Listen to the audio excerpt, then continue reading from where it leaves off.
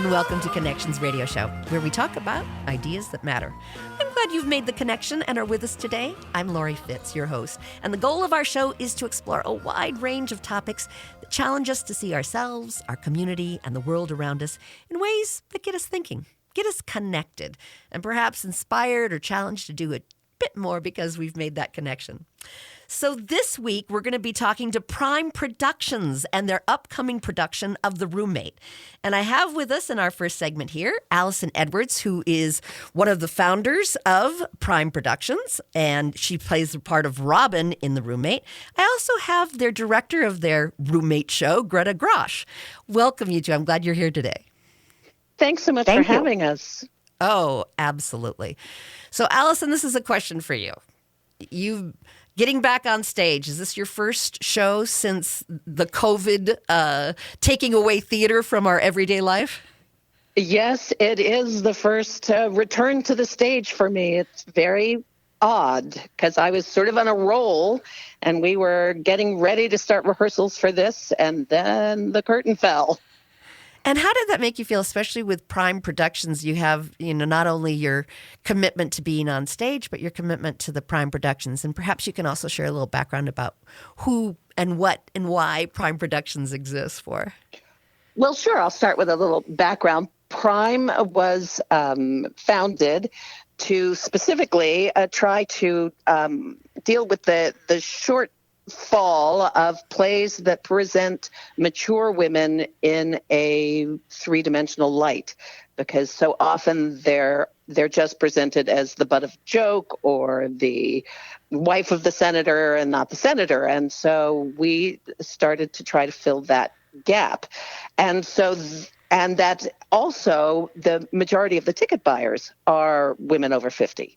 So that was one of the things that made coming back, I hesitate to say after COVID, but getting through COVID, was that not only are our artists the vulnerable population for COVID, but our audience is also the vulnerable population. So we had to be particularly cautious when other theaters were taking a chance. We just felt we couldn't do that.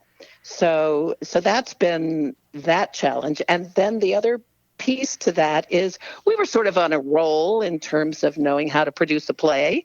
And suddenly my partner, Shelley Place, and I, we'd look at each other and go, oh, right, we have to do that. Things that were automatic to us 2.5 years ago, 3 years ago, we suddenly had to re-remember, for lack of a better word. All those details. Well, yeah. Greta, in coming back and being the director for their first show, was there something that attracted you to both Prime Productions as well as this play, The Roommate by Jen Silverman? Well, as Allison pointed out, Prime Productions really is focused on women of a certain age. And, 2 years have gone by, so we are even all more of a certain age than we were before. Even more in our prime, right, Greta? That's right. I am even more firmly now in the demographics than I was pre-pandemic. So I am a fan of Prime Productions, and from when they first formed their theater company, I was on board. They're a nonprofit, so I wrote them a check right away because there really was a gap. There's a gap nationwide. I know Allison has talked about this in the past, even in terms of like the film industry and everything. There is a gap for roles and material about women of a certain age. And so, like I said, as I was approaching that age and now am in it, so when they approached me to be part of them, to partner with them, to create this piece, to put this piece on stage, I was just honored and to help support them in this way. And then the show, it really does fit in with, I think, the messaging for Prime Productions, because it is about these two women sort of in this second act of their life trying to figure out who they want to be. And that's something, so many friends of mine, like as they turn 50, they're like, I don't care what people think. I don't care what people say. I'm going to speak my truth. And that is sort of something that happens, I think, to women as you get older.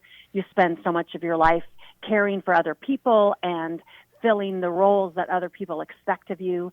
And then you turn 50 and you're just like, I am going to live my life. So that is what these two women in this play are doing. That is what I'm doing in my life, and that, I think, is what Prime really celebrates. So it feels like just this wonderful collection of truth that has come together. And in this promotion, you have it as a reinvention, which is a great description, I think, of what you just shared, of what women, especially after 50, start to do and looking at who are they really and who do they really want to be. And I like Prime Production because it allows us to feature and honor and celebrate women of a certain age that should get Prime attention. So with that, tell me a little bit more about the play itself. You say that it's a dark comedy and these women are reinventing themselves. Give us just a little bit of a tease about the play itself. Allison, do you want to go? Sure.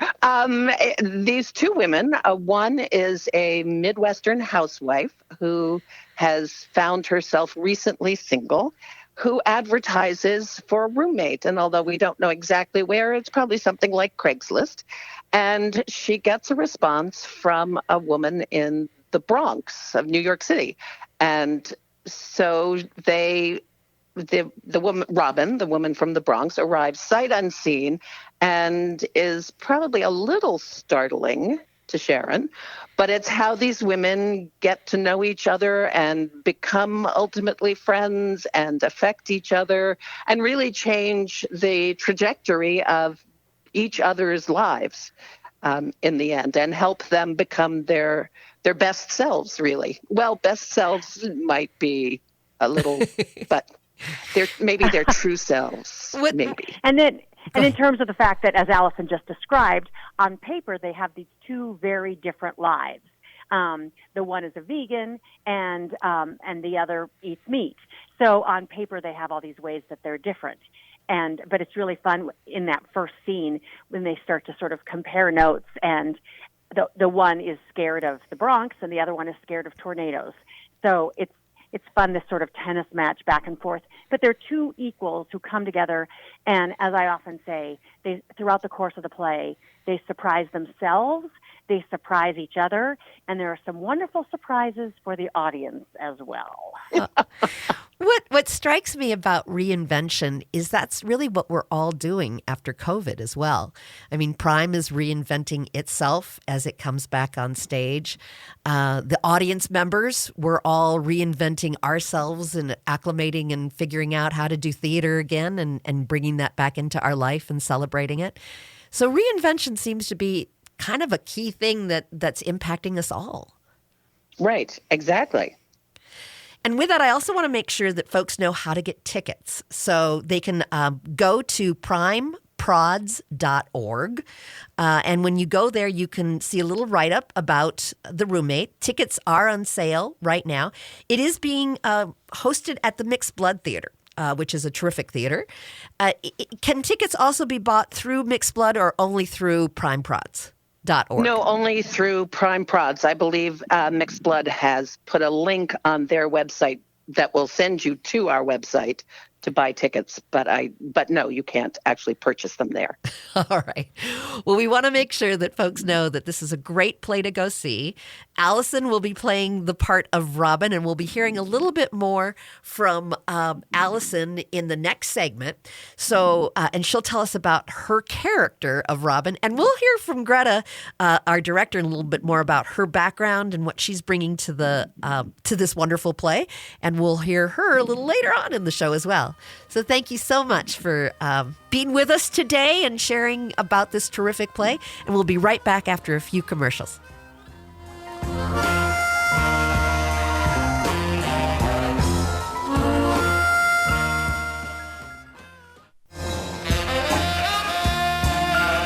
Welcome back to Connections Radio Show, where we talk about ideas that matter.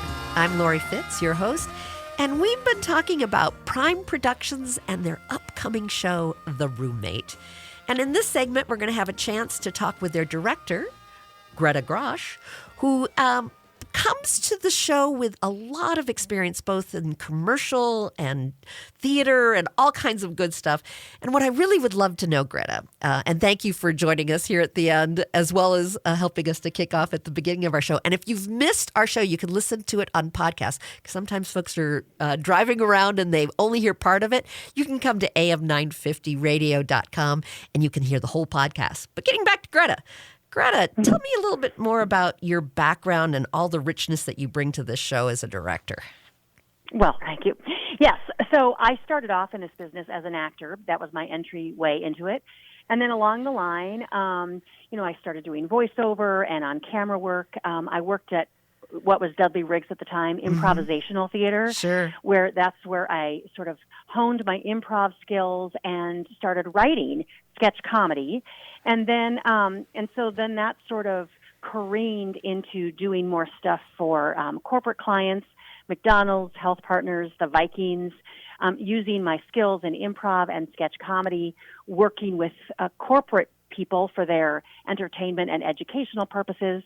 And then in 2005, I ended up in the basement as a cast member of these musicals called Church Basement Ladies. Oh, and sure. Then, They're I'm an original cast yes. member of those.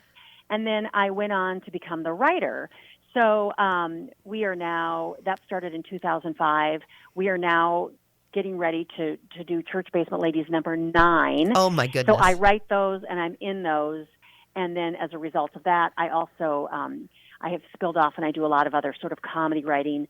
I write this thing called the Medora Musical in Medora, North Dakota. I love Medora. We go through Medora when we go out to Montana. It is fabulous out there. I love it's that little park, the Teddy Roosevelt Park, just before you get through. That's right. Yeah. And that's why Medora is famous, because Theodore Roosevelt went there like in 1883, and he said he never would have been president had it not been his first time in the Dakota Territory. So I spend a lot of my time in North Dakota and a church basement. And then I got to come out of the basement, although we rehearsed the Roommate in a church basement, so it really felt like I was coming home again. So as a director, how do you approach creating the space for these actors to, bloom into the play? What's your philosophy? How do you like to approach a play like this, and how have you been supporting the actors in this play particularly? Yeah.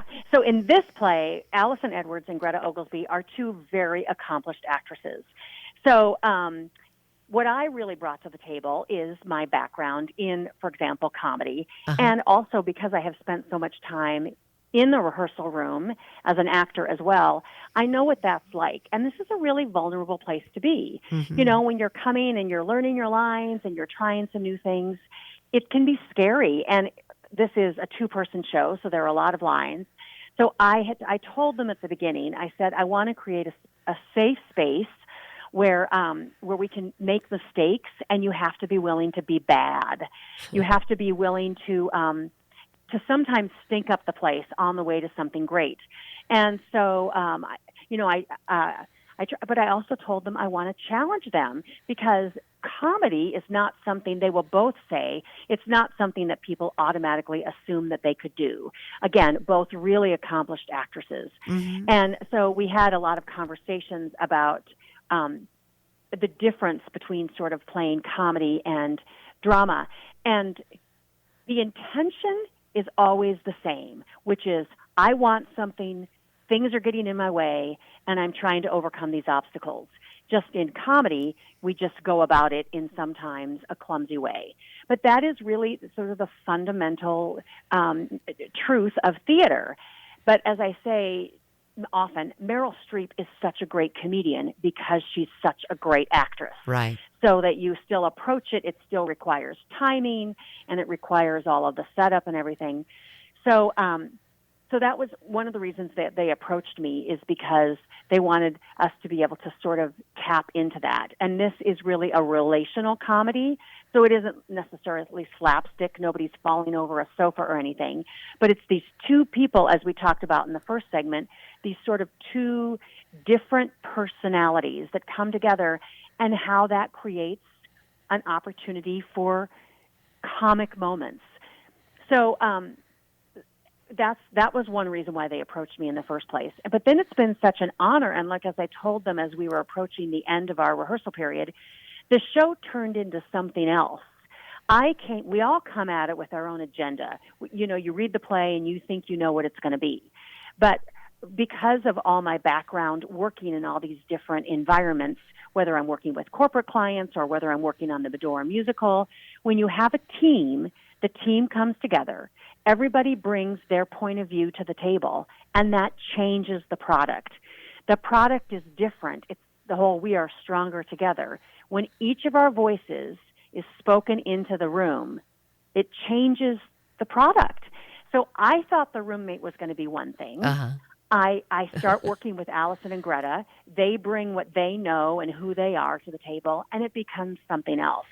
So no other version of the roommate is ever going to be the same as ours because of the people that we have brought to the table. And even like our designers, like the lighting designer and the sound designer, we had what they call a designer run-through where we run the show and the designers all watch.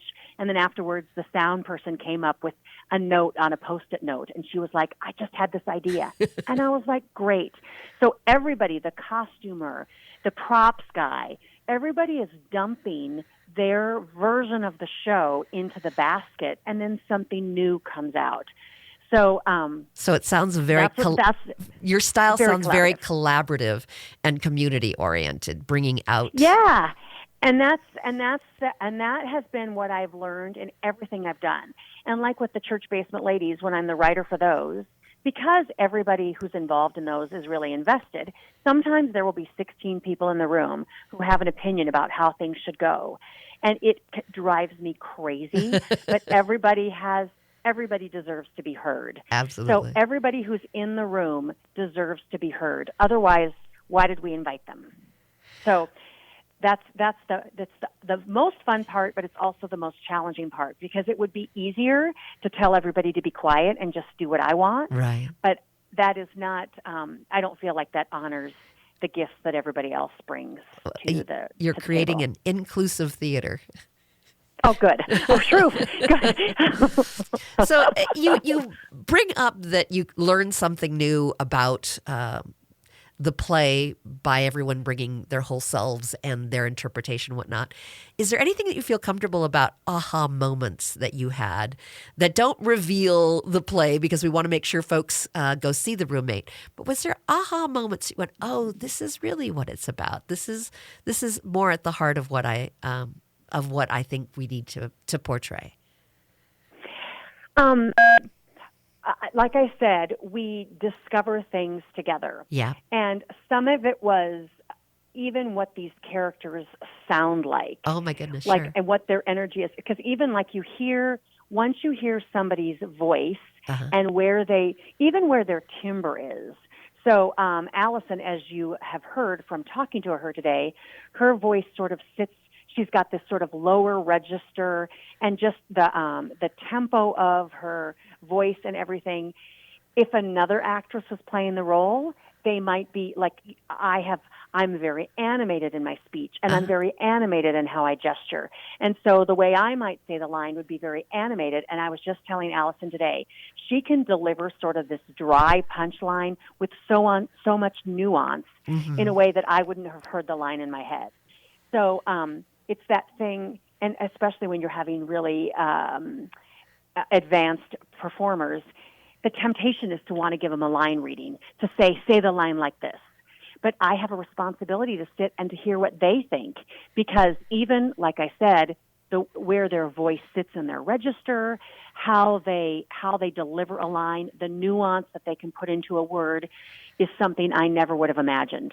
And so I have to listen to that and not expect them to give the performance, again, because I'm an actor, that I would give.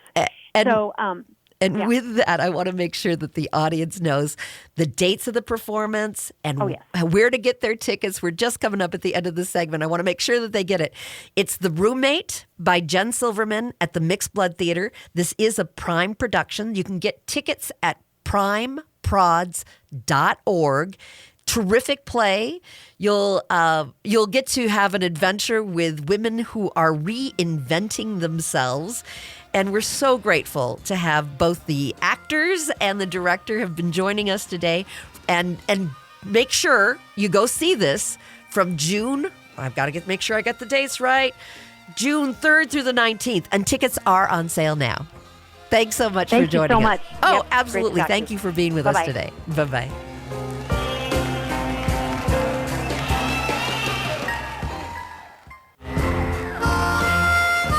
Welcome back to Connections Radio Show, where we talk about ideas that matter. And we've been talking with Prime Productions about their upcoming production of The Roommate. And we have Allison Edwards, who's playing the part of Robin, going to be with us this segment. Hi, Allison. How are you doing? Hello again. I'm good. How are you? Doing very well. So, Allison, you being part of Prime Productions as well as being in the show, how did you go about picking this play? Well, it was interesting. It was an interesting journey because when we first found it, we thought it was a really, really fabulous play, but we weren't entirely sure it was right for our audience. So what we did, we have developed a relationship with Westminster Church in downtown Minneapolis, and we have done some just simple readings for them. And so we decided to do a reading of this play for them. And about, maybe a dozen people came and listened to it. And we were really surprised at how much they liked it. Oh, really? So that gave us the confidence that it was not too controversial for our audience. And and everyone since then who has come in contact with it, whether it's part of some of our volunteers or some of our staff, everyone has just loved it and thought it was terrific. So that has definitely given us the confidence to go ahead with it. Well, there must have been something that initially attracted you to it before you even brought it to the Westminster readings. Was there something about the characters? Was there something that you just went, oh yeah, this needs to be up on stage? Well, absolutely. It was much of what we've talked about already is part of it, that these are really interesting, complex women, and they're flawed. Neither of them is perfect. And there is not a simple little bow tie up at the end of the play. They have their strong points and their good points, and then they have defects, sure, for lack of a better word. But it's that balance that has so long been missing in plays about women, roles for women in general, but specifically for women over 50. And that was, I think, the real three-dimensionality of these two women. Again, the Iowa housewife who really blossoms, and the vegan lesbian woman from the Bronx who finally commits to how she wants to change her life. My guess is that on this journey of getting to know this character, she's developed along the way, and you may have had some aha moments in discovering who she is. Without revealing too much, because I want to make sure that folks come see the show, can you tell us a little bit about the journey of discovery with this character, Robin? Well, it has been a very interesting journey. And I think part of it was that my initial instinct for the role was to really lean into the fact that she was an enigma. But the problem with enigmas is that they're not always all that interesting. And so Greta has been really good at helping me find the ways to not to go against that idea that she has secrets, because of course she does, but that she's not as closed off and trying to keep everyone at bay as my initial instinct was about her. That she really does sort of find this woman interesting, whose home she's just moved into. She's just different, and there's some things she's not going to tell her, but there are other things she's okay telling her. And so that's been a really interesting journey for me. And making the decisions of when she's going to be open and when she's going to be closed. Exactly, and what she's willing to be open about and what she's not. And in my initial Enigma interpretation, there were far fewer things that she was willing to be open about, and so that's been the fun part to find. Oh, she can be open about that. That's so And my so guess that's is been. even choosing what she wears is a creative process as well. Oh yeah, absolutely, absolutely. And I had my first full costume fitting 2 days ago, and I always find those really helpful because they help. To me, once you get a visual of who this person is, Hmm. it also helps inform the internal life as well. Also, how has it been working all with women? I mean, I love having opportunities to do that. Have you? What have you found that has been supportive in that process? Well, that's I find it very supportive. I Yeah. mean, it's just been fabulous. One of the things that I remember um, talking to people about when we were first forming this company was that as an older female actor, life in the theater can be very lonely because you'll get cast in a play where you're the only woman that age, maybe the only person that age. And so suddenly, the rest of the cast doesn't feel like inviting you out for a drink after a performance or a rehearsal or whatever, just because not because they're mean, just because they assume you wouldn't be interested. And so it ends up being a little lonely. And that's the terrific thing. I mean, our stage manager is a woman, and so it's great to have a room full of women. I gotta say, I love it. What I hear you say is that in some situations you don't feel seen. It's almost in Yes, that part, yes. and that in being with women to produce this together, there's a different kind of seeing each other, a different kind of Yes, supporting each absolutely. other. That's a really great way of putting it. And that allows you to perhaps explore more. Do you feel like you're going deeper into this role and deeper with the cast members in that inclusive feel that you have with the women supporting each other? Probably. I mean, I do think there's a feeling of safety that you always want in a rehearsal room Uh-huh. for a play, but maybe that safety happened quicker Hmm. um, than instead of sort of having to develop it in a cast that has men and women in it. The fact that they were all women in the room, I think it maybe made that happen sooner. And as you've been going through the rehearsal process, you mentioned in the last segment that lots of things in producing the play of like, oh, yeah, we need to do that. Has the rehearsal process been different after COVID as well? Is there a different kind of level of trying to find your way or figuring out how to do this again that's strictly the rehearsal process? For me, definitely. That will be an interesting question for you to ask Greta Oglesby because she has continued to work all through the pandemic or through much of the pandemic. Uh-huh.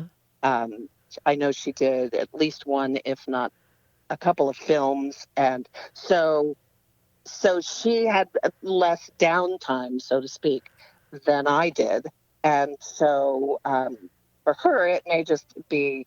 Um, a continuation of her normal process. But you'll have to ask her that. But for me, it absolutely was like, oh, that's right. That I need to do this before I do that.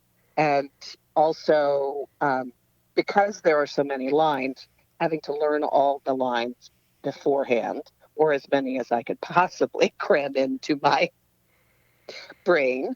Um, it just it made it a sort of heightened, I suppose, for lack of anything else. It sort of felt a little like being shot out of a cannon. It Oh was my like goodness. suddenly, oh, here we are. Um, but for me, it was a little bit of a relearning curve. And how long have you been in rehearsal? We are finishing our third week. So on Tuesday, we go into technical rehearsals, and Thursday, we have our first audience. And then we open on Friday. And the full run of the show goes from June 3rd to the 19th, correct? Right. Mm-hmm. And this is called The Roommate that you're in. It's by Jen Silverman. You're performing it at Mixed Blood Theater, but it is being produced by Prime Productions. Right. And one of the things before the pandemic, we were going to be doing this at Park Square. And then when everyone thought it was only going to be a couple of month hiatus, Park Square didn't have any more room for us that season. And Mixed Blood did. Or Mixed Blood did, I guess it was actually, we knew at that point it was going to have to be like probably a year later, but they had the room. So we made the commitment to go with Mixed Blood. But the thing that's really wonderful for us in terms of the way the world goes round is that we did our very first show at Mixed Blood. And Jack Ruler was the person who believed in us before anybody knew who we were. And we will be the last show at Mixed Blood under Jack's leadership. What a wonderful trajectory of beginning, Yeah. middle, and end. Isn't that wonderful? Mm-hmm. Well, the Mixed Blood stage is beautiful. So I highly encourage our audience to consider going to see The Roommate. Again, it's at the Mixed Blood, but go to Prime, Prime, prods, PRODS.org. You can learn more about the show as well as buy tickets. And tickets are on sale now. And it's going to be a terrific show. Allison Edwards is playing the part of Robin. And her counterpart will be Greta Oglesby. There we go. Greta Oglesby, and she plays the part of Sharon. And in the next segment, we will be talking to Greta Oglesby about her role as Sharon. So thanks so much for joining us for this segment. We so appreciate it. My pleasure.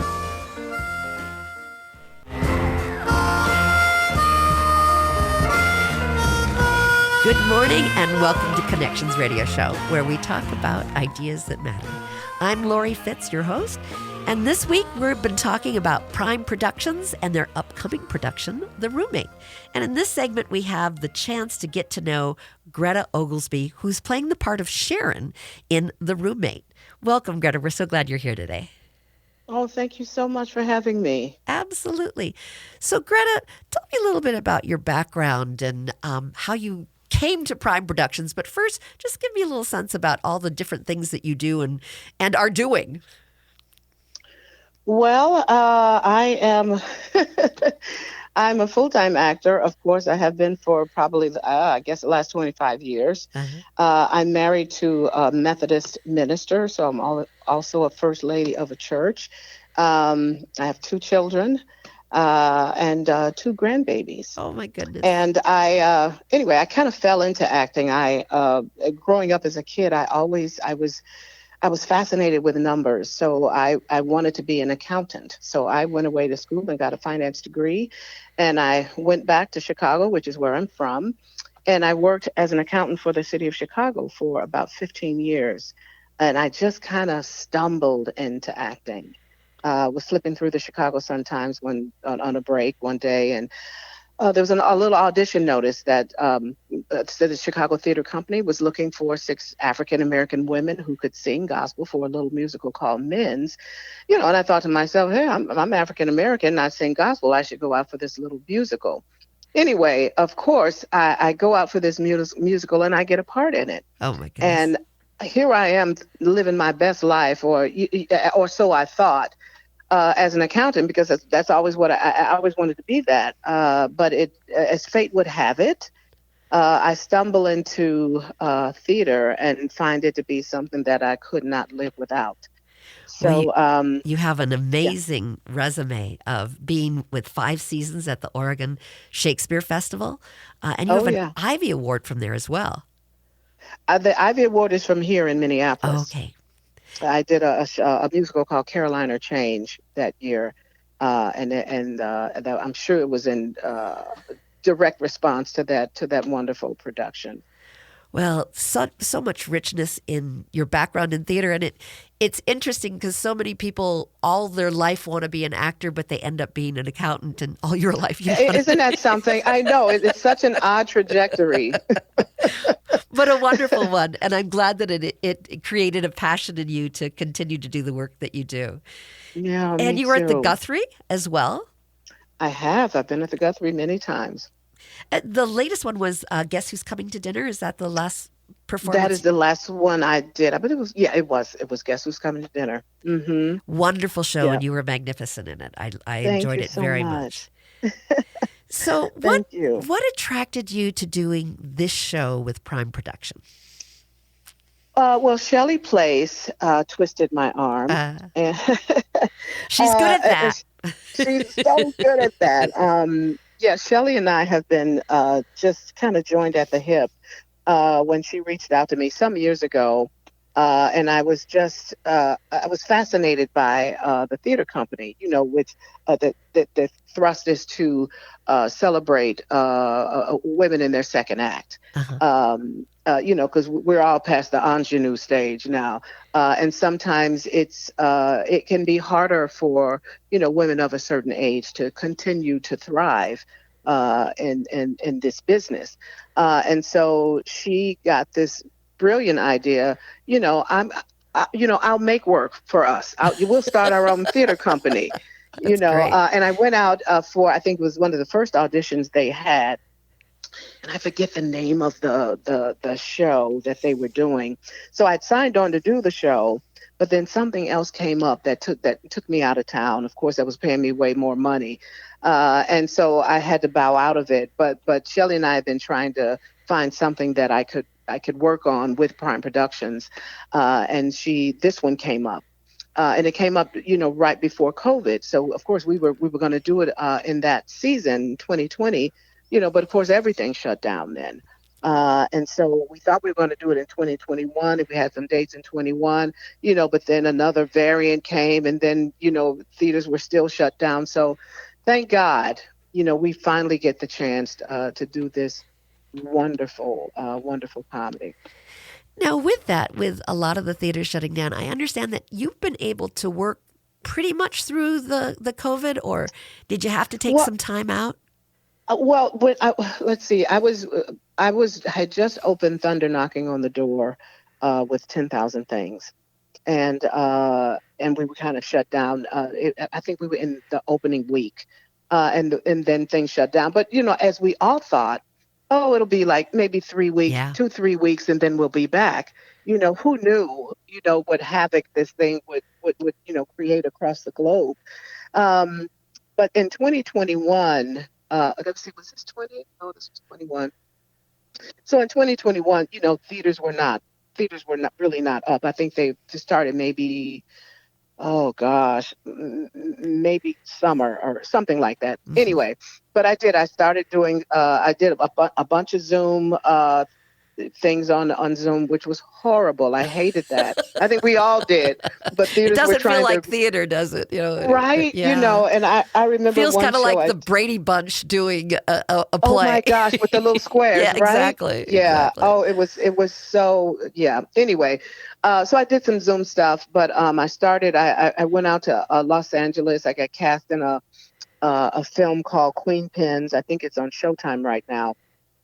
So during the pandemic, I was out in LA, shooting this movie, and then after that, theater projects started coming back. So this isn't my first time being back on stage since COVID. I just got back in town from Palo Alto. I was doing August Wilson's Gym of the Ocean out there. So I think I've only been back about 3 weeks now. Oh my goodness. But yeah, so it's been it was still a little busy for me, which is I'm very grateful for that. Well, the play seems to be about reinventing yourselves. Is there a parallel to how coming out of COVID, there's kind of a reinvention of theater and reinvention of how you put theater up? Have you felt any new aha moments as you've come to this play? Well, the only aha is just how grateful I am to be back, and how grateful I am to to still be able to do this, and that theaters are up and running again. So no real aha moments. Like I said, just so glad to to work again, and to see and to go and see plays. I'm a theater lover, so I'd rather see a play than to see a movie. I just saw Raisin and Sun at the Guthrie the other night. It's so Um, magical to actually, be in the presence of actors right? performing. It just is. It's just nothing like it, and I'm just yeah, just so grateful that we're theaters are back and up and running. With lots of protocols in place, though. That's super different, but we got to do what we got to do. Would you like to just You know, share we a little bit about your character just to give our audience a little tease? Oh wow. So Sharon, she's a divorced mom. She has one son who lives in New York. She lives in Iowa. She's not from Iowa, but she lives in Iowa. She settled there. Um, and I think she's had kind of a little bit of a mundane kind of life. And so I'm not quite sure if she wants this roommate because she needs the money, or if she wants a roommate because she wants the friendship, and it's probably both. But yeah, so she puts in an ad in a newspaper, and she gets this roommate, and the oh my gosh, just the comedy between these two, they're so opposite. It's like the Odd Couple. Oh, great. Only the And female yeah, perspective. absolutely. So they're very different from one another, but they're lovely together. They're just so lovely and so funny together. And I tell people this all the time. I'm never cast in comedies. I think people think I'm not funny.